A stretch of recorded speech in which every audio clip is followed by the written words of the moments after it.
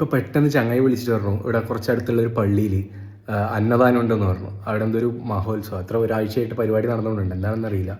അപ്പോൾ എന്തായാലും അവിടെ പോയിട്ട് നല്ല ഭക്ഷണമൊക്കെ കഴിച്ചിട്ട് വരും. അങ്ങനെ ഊണുണ്ട് എന്ന് പറഞ്ഞിട്ട് വിളിച്ച ചങ്ങായിൻ്റെ വീട്ടിലേക്ക് ആദ്യം പോയി. അപ്പോൾ അവനും അവൻ്റെ അമ്മയുണ്ട്. അപ്പോൾ നമ്മൾ മൂന്നാളും കൂടി നേരെ പള്ളിയിലേക്ക് വിട്ടു. ചെറിയ വല്ല പരിപാടിയാണെന്നാണ് നമ്മളിവിടെ നിന്ന് ഇറങ്ങുമ്പോൾ കരുതിയത്. പക്ഷെ അവിടെ എത്തുമ്പോൾ അത്യാവശ്യം നാട്ടിലെ ആൾക്കാരൊക്കെ അവിടെ തന്നെ ഉണ്ടായിരുന്നു. അപ്പോൾ നമ്മൾ വേഗം ക്യൂവിൻ്റെ ബാക്കിലേക്ക് പോയി. ഊണല്ലേ മെയിൻ. അപ്പോൾ ഇതാണ് പഴയ പള്ളി ഇവിടുത്തെ. ആ പഴയ പള്ളിയുടെ സൈഡിലായിട്ടാണ് ഭക്ഷണം ആക്കിയത്. നമ്മളിങ്ങനെ ബീഫ് എന്ന് പറഞ്ഞു കൊടുക്കുക. അങ്ങനെ കുറച്ച് സമയത്ത് ക്യൂ നിൽക്കലിന് ശേഷം നമുക്കും കിട്ടി പാത്രം. ചോറും മറ്റ് ഗാബേജ് വറവൊക്കെ നമുക്ക് എല്ലായിടത്തും കിട്ടുന്നത്. പക്ഷേ ഈ ഒരു ബീഫ്, അത് പള്ളിയിലെ ബീഫിന് വേറെ ഒരു ടേസ്റ്റാണ്. ചേച്ചി കുറച്ചും കൂടെ തരുമോ ചോദിച്ചപ്പോൾ ചേച്ചി കുറച്ച് ബീഫും ഒരു ചിരിയും സമ്മാനിച്ചു. പിന്നെ ഉണ്ടായിരുന്നത് ഒരു മോര് കറിയാണ്. നമ്മൾ ഈ സിനിമയിലൊക്കെ അങ്കമാലി സൈഡിൽ ഈ പള്ളിയിലെ ഉത്സവത്തിനൊക്കെ ഈ മോര് കറിയും ബീഫൊക്കെ കിട്ടുന്നത് കണ്ടിട്ടുള്ളൂ. ഇത് ആദ്യമായിട്ടാണ് ഞാനിത് ട്രൈ ചെയ്യാൻ പോകുന്നത്. അങ്ങനെ ചോറും ബീഫൊക്കെ എടുത്ത് ഏതെങ്കിലും തണലിലൊരു സ്ഥലം നോക്കി അവസാനം അവിടെ പോയിരുന്നു. പിന്നെ നമ്മുടെ മെയിൻ പരിപാടി കഴിക്കൽ. നല്ല കിടിലൊരു ബീഫ് കറിയായിരുന്നു. ഈ പള്ളിയിലൊക്കെ കിട്ടുന്ന ബീഫ് കറിക്ക് വേറെ തന്നെ ഒരു ടേസ്റ്റാണ്. അങ്ങനെ കുശാലായിട്ട് ബീഫും കൂട്ടി ചോറൊക്കെ ഉണ്ടതിന് ശേഷം നമ്മൾ നേരെ പള്ളിയിലേക്ക് പോയി. അവിടെ വരെ പോയിട്ട് പള്ളീൻ്റെ അകത്ത് കയറാതെ തിരിച്ചു പോകാൻ പറ്റില്ലല്ലോ. അപ്പോൾ അങ്ങനെ പള്ളീൻ്റെ അകത്തൊക്കെ പോയി. വല്ലപ്പോഴൊക്കെ ഇങ്ങനെ എന്തെങ്കിലും പരിപാടിയൊക്കെ വരുമ്പോൾ പള്ളീൻ്റെ അകത്തൊക്കെ കയറാൻ പറ്റുള്ളൂ. ഇതാണ് നമ്മൾ സിനിമയിലൊക്കെ കാണുന്നത് കുമ്പസരിക്കുന്ന സ്പേസ്. അപ്പോൾ അതൊക്കെ കണ്ട്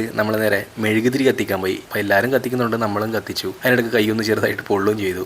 അങ്ങനെ അതൊക്കെ കഴിഞ്ഞ് നമ്മൾ വേഗം പുറത്തേക്ക് ഇറങ്ങി. അവിടുന്ന് പുറത്തേക്ക് ഇറങ്ങുമ്പോൾ എല്ലാവർക്കും ഒരു ഏച്ചി എന്തോ ഒരു സാധനം കൊടുക്കുന്നുണ്ട്. അതിനെന്തോ ഒരു പേര് ആ ഏച്ചി പറയുന്നുണ്ടായിരുന്നു, അത് മറന്നുപോയി. ഈ മൂകാംബിക അമ്പലത്തിലെ പ്രസാദം കഴിച്ചവർക്ക് മനസ്സിലാവും. അതിൻ്റെ വേറൊരു ടൈപ്പ് ഓഫ് സംഭവം അരിപ്പൊടിയൊക്കെ ആക്കുന്നതാണെന്ന് തോന്നുന്നു. അപ്പോൾ അതൊക്കെ കഴിച്ചിട്ട് അവിടുന്ന് വീണ്ടും നമ്മൾ ചന്തയൊക്കെ കറങ്ങാന്ന് വെച്ചിട്ട് ഇറങ്ങി. കുറച്ച് സമയം ചന്തയിലൊക്കെ ചുറ്റിപ്പറ്റി നേരെ ഐസ് കടയിലേക്ക് പോയി. അവിടുന്ന് ഓരോ മാംഗോ ബാറൊക്കെ വാങ്ങി. അങ്ങനെ നല്ല വെയിലത്ത് ഓരോ മാംഗോ ബാറൊക്കെ കഴിച്ച് നമ്മൾ വീട്ടിലേക്ക് തന്നെ മടങ്ങി.